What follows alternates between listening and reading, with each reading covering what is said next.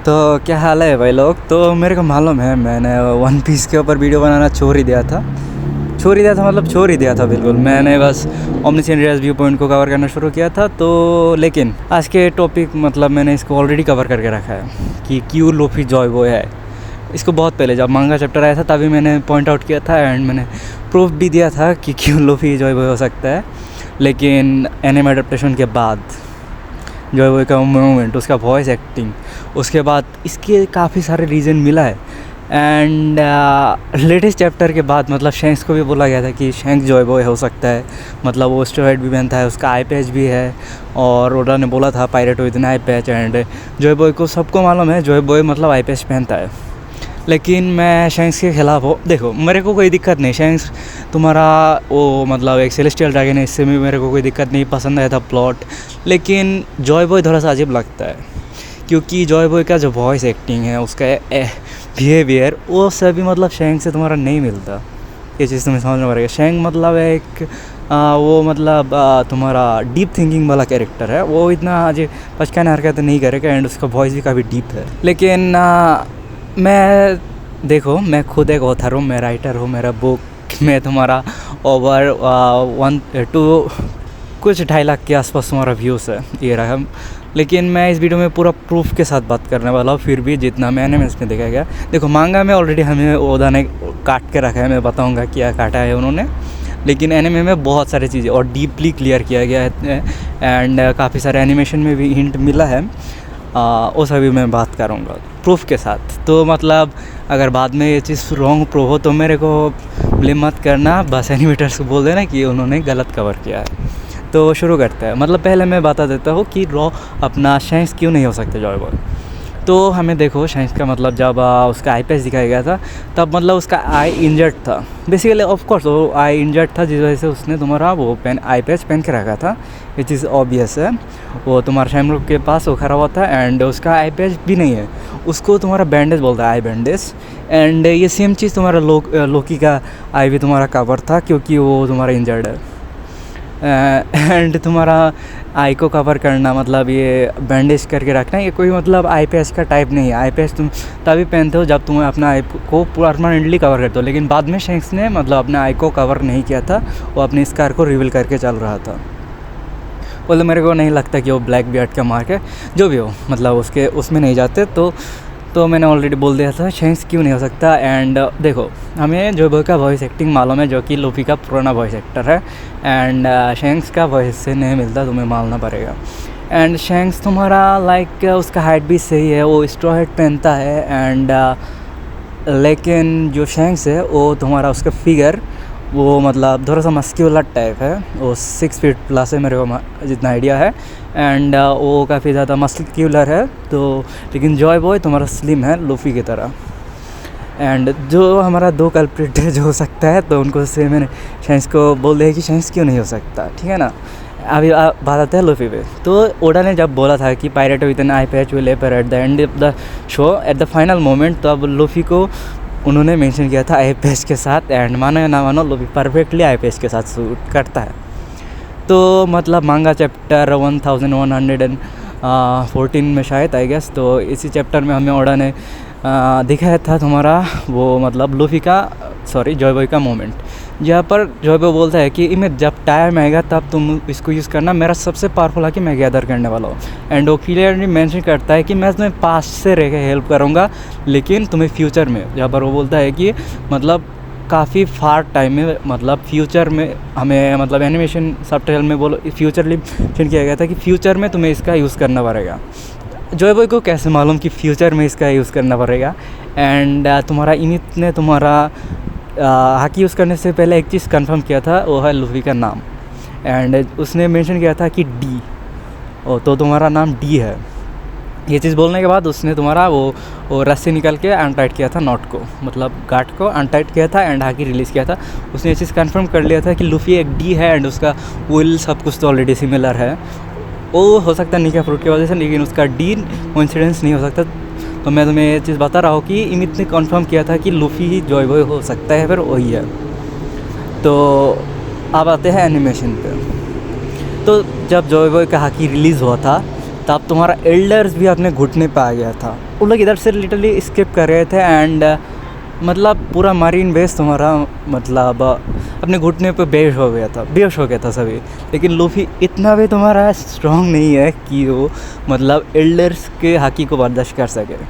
मतलब तुम्हारा जो कॉन्करर्स हाकी है उसका सिस्टम ये है कि तुम जब उसको रिलीज़ करोगे, मतलब आइटली रिलीज़ किया जाएगा, तब सामने जो भी हो, तुम्हारा फ्रेंड हो, तुम्हारा एनिमी हो, वो अनकॉन्शियस हो जाएगा।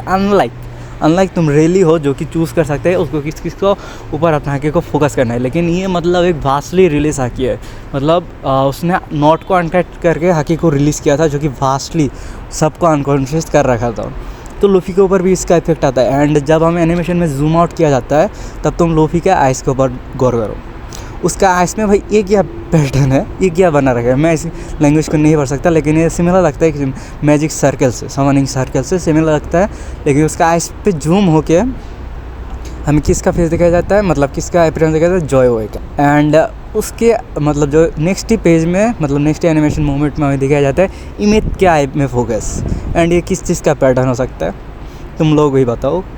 ये मतलब लग रहा है कोई पायरेट सिंबल या फिर हंसता हुआ जॉय बॉय, है ना, ये हो सकता है। तो आप तुम्हारा एक पेज जैसा कहता हूँ, जब एनिमेशन में एक एल्डर के आई के ऊपर फोकस करो जहाँ पर यार क्लियरली मतलब जॉय बॉय खड़ा हुआ है। तो मतलब इन सभी को मालूम है ये जॉय बॉय का हाकी है, लेकिन लूफी को कैसे मालूम है जॉय बॉय का हाकी है, या फिर उसको फ्लैशबैक क्यों मिला? ये चीज़ मैं भी इसका आंसर नहीं दे सकता। तो अब मैंने सभी पॉइंट्स को कवर कर दिया है। एंड एनिमेशन में तुम्हारा क्लियरली काफ़ी अरे लाइक लूफी का इसके ऊपर उसका सिंबल एक्टिवेट होना एंड लूफी को जॉय बॉय का हाकी बेयरली मतलब सर्वाइव करना, मतलब ये सभी हिंट्स है ना पे ये चीज़ प्रूव करने के लिए शैंक्स से ज़्यादा पॉसिबिलिटी लूफी का है।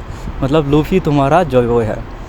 तो अब जॉय बॉय के सीन पे आता है जो कि हमें एनिमेशन में दिखाया गया है। देखो ओडा ने हमें जब मांगा भेज दिखाया था तब सबको लग रहा था कि मतलब उसका राइट हैंड, मतलब जॉय बॉय का राइट हैंड वो प्रोस्थेटिक आर्म है, एक आर्म पायरेट की तरह।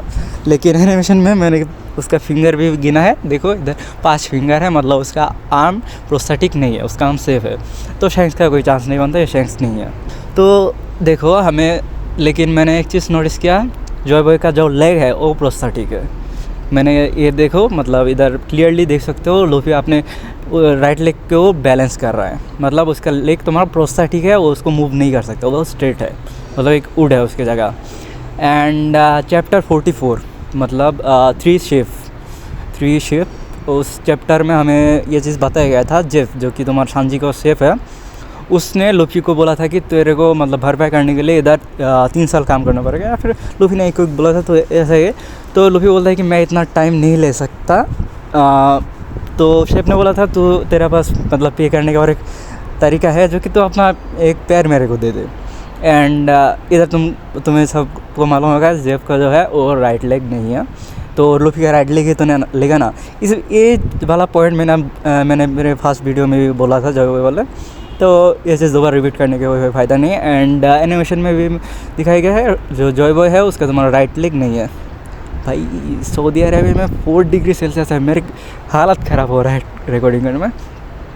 तो कोई नहीं, इतना तो बर्दाश्त कर सकता हूँ तुम लोगों के लिए। तो मैंने सभी पॉइंट्स को बता दिया है जो कि हमें दिखाया गया था। एंड इतना हिंट तुम्हारा एक्सप्लेनेशन काफ़ी है कि क्यों तुम्हारा लूफी ही जॉय बॉय है। एंड उसका बिहेवियर भाई जो जिस तरीके से कुचल के उठता है, उसके बाद वो इमेज को इंकरेज करता है। एंड इमेज के तुम्हारा हैंड में वो सिंबल सबसे बड़ा पॉइंट, शायद को थोड़ी मालूम है ये फ्रेंडशिप का सिंबल है।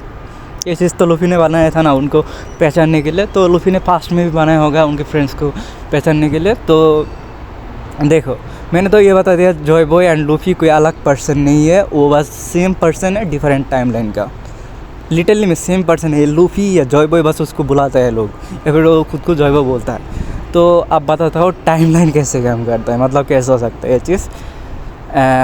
देखो मैंने काफ़ी सारे टाइमलाइन मतलब टाइम ट्रैवल देख रखा है, टाइम पैराडॉक्स के बारे में मैंने मालूम है, मैंने खुद टाइम फ्लो के ऊपर स्टडी किया है। एंड मेरा खुद का नॉवेल भी इस फॉलो को काफ़ी ज़्यादा डीपली एक्सप्लोर करता है। तो मेरे को मतलब ज़्यादा मुश्किल नहीं होगा तुम्हें ये चीज़ समझाने में कि वन पीस का टाइमलाइन कैसे वर्क करता है। तो देखो टाइम ट्रैवल पॉसिबल कैसे हो सकता है, ये चीज़ मैं पहले क्लियर कर देता हूँ। क्योंकि मालूम है ओडिन का वाइफ वो खुद टाइम ट्रैवल करके आया है, उसका खुद का फ्रूट टाइम है, मतलब टाइम फ्रूट है। तो मतलब अब आते हैं, मैं पूरा टाइमलाइन को थोड़ा सा तुम्हें समझा देता हूँ कि कैसे आंसर कर सकते हैं। देखो इसका मेरे कोई 5 घंटा कोई प्रूफ नहीं है, तो वीडियो को छोड़ के जा सकते हो। अब मैं अपने मन कारण कहानी बनाने वाला हूँ, स्टोरी तुम्हें बताने वाला हूँ, मन में जो आएगा वो मैं तुम्हें बताने वाला हूँ। लेकिन हाँ, point noted my friend, I am an author too, ठीक है ना। तो खुद को बहुत ही बड़ा कर लिया बार बार ऑथर बोल के, लेकिन अब बता देता हूँ। जो तुम्हारा टोकी है, लोग ये बोलते हैं कि टोकी मर चुका है भाई। सोल मतलब सोल खुद नहीं मरा था, वो लिटरली में ओहारा के आग में जल गया था, लेकिन फिर भी वो नहीं मरा था भाई, वो जिंदा है। तुम कैसे हो सकते हो टोकी आग में मरा होगा?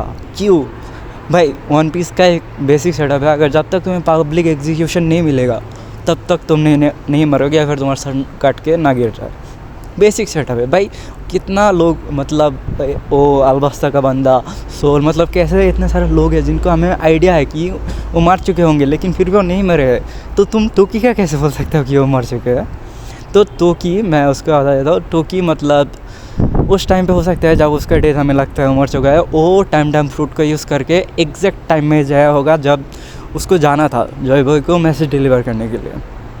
एंड वो टाइम कब होगा? आई थिंक फाइनल ओवर के एंड में, जब वन पीस के फाइनल ओवर हमें दिखाया जाएगा, उस ओवर के एंड में वो लूफी के पास आएगा।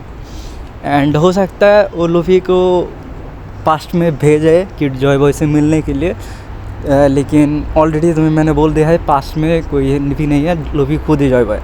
तो लूफी मतलब जब पास्ट में जाएगा, मतलब 800 साल पहले, वो देखेगा यहाँ पर तो कोई जॉय बॉय है ही नहीं, मतलब यहाँ पर तो कोई जॉय बॉय मौजूद ही नहीं है। तो खुद को जॉय बॉय बोल के उन लोगों को मतलब इनकरेज करेगा। तो इस तरीके से टाइमलाइन वर्क करेगा पूरे जो वन पीस की हिस्ट्री है। मतलब लूफी फ्यूचर में जब तुम्हारा फाइनल वॉर होगा, उसके बाद उस वॉर को एंड करने के बाद लूफी पास्ट में जाएगा। एंड तभी हमें पूरा वॉइड सेंचुरी का लूफी के पॉइंट ऑफ व्यू से दिखाया जाएगा, पूरा वॉइड सेंचुरी का हिस्ट्री, जोनिशिया, एमेट, टोकी, बाकी सभी। उसके बाद हमें रियुमा भी दिखाया जा सकता है। मेरे को आइडिया नहीं है रियुमा कौन से टाइमलाइन का है, लेकिन पॉसिबली वो भी दिखाया जा सकता है। एंड जब इमित के साथ बात कर रहा था लूफी उस चैप्टर में, मतलब उसने बोला था कि मैं तुम्हारे साथ हमेशा रहूँगा। एंड मेरे को लगता है उस पॉइंट के बाद लूफी दोबारा अपने खुद के टाइमलाइन में आ जाएगा। एंड लास्ट पेज में हमें जो ओडा ने बोला था कि pirate with an eye patch appear in the last moment of One Piece, तो हमें जो दिखाया जाएगा वो मतलब जो पास्ट वॉइड सेंचुरी से लूफी ट्रैवल करके आएगा, उस जॉय बॉय को हमें लास्ट मोमेंट में दिखाया जाएगा, जो कि अपने प्रेजेंट टाइमलाइन में अपने फ्रेंड्स के साथ मिलने आएगा। तो ये था मेरा पूरा वीडियो जॉय बॉय के ऊपर। क्यों लूफी जॉय बॉय है भाई? नाम अलग है, बंदा सेम है, ये चीज़ बोलना पड़ेगा। एंड देखो, मेरे को मालूम है 100 से ज़्यादा लोग तो नहीं देखने वाले, लेकिन फिर भी अपना ओपिनियन कमेंट में शेयर कर देना। मिलते हैं कभी फ्यूचर में। भाई तभी अगर तुमने ओमनिस यूनिवर्स व्यू पॉइंट पढ़ के रखा है तो जाओ मेरे वीडियोस को चेकआउट करो, सपोर्ट दिखाओ। ओमनिस यूनिवर्स व्यू पॉइंट में भी वीडियो आएगा।